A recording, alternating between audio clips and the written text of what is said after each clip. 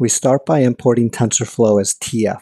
Then we print out the version of TensorFlow that we are using. We are using TensorFlow 1.5.0. In this video, we're going to multiply two matrices by using TensorFlow's MatMul operation.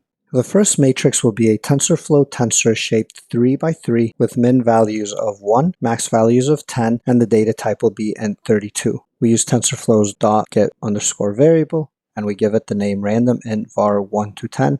We assign it to the Python variable random int var. Let's print out the random int var Python variable to see what we have. We see that it's a TensorFlow variable. We see the name that we gave it, the shape is 3 by 3, and the data type is int32. Because we haven't run it in a TensorFlow session yet, right now it doesn't have any values. The same thing will apply to the other matrix we're about to create.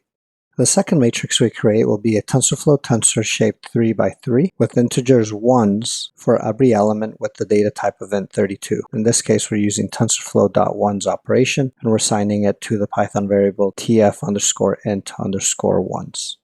We use all ones in the second matrix to make the matrix multiplication easy to check visually. Let's print out the tf_int_ones Python variable to see what we have. We see that it's a tensor, we see the shape is 3 by 3, and the data type is int32. Now that we've created our TensorFlow matrix tensors, it's time to run the computational graph. So we launch the graph in a session, and we initialize all the global variables in the graph, in this case our two matrices. Let's now print our first TensorFlow matrix, random int var, to see what we have.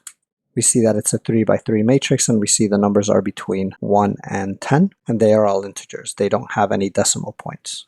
Next, let's print our second matrix, tf_int_ones. We print it inside of a session run, and we see that it is a 3 by 3 matrix comprised of ones. Now that we have our two matrices, let's do the matrix multiplication using TensorFlow's MatMul operation.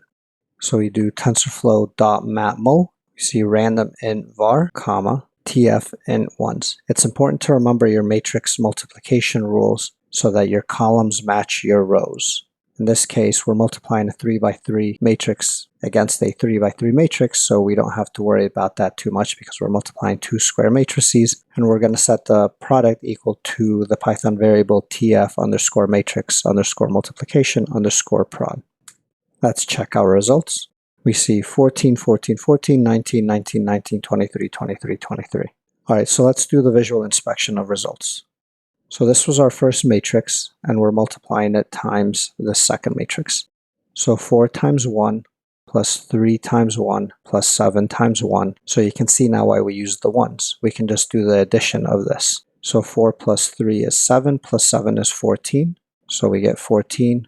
First row, second column, we get 14. First row, third column, we get 14. Now we're going to do second row, first column, so 8 plus 4 is 12, plus 7 is 19, and we see that it's 19 and 19. And then for the last row, it would be 7 plus 8 is 15, plus 8 is 23. So it would be multiplying this third row by the first column, third row by the second column, third row by the third column. So we see 23, 23, 23. Perfect, it worked. We were able to multiply two matrices together using TensorFlow's MatMul operation.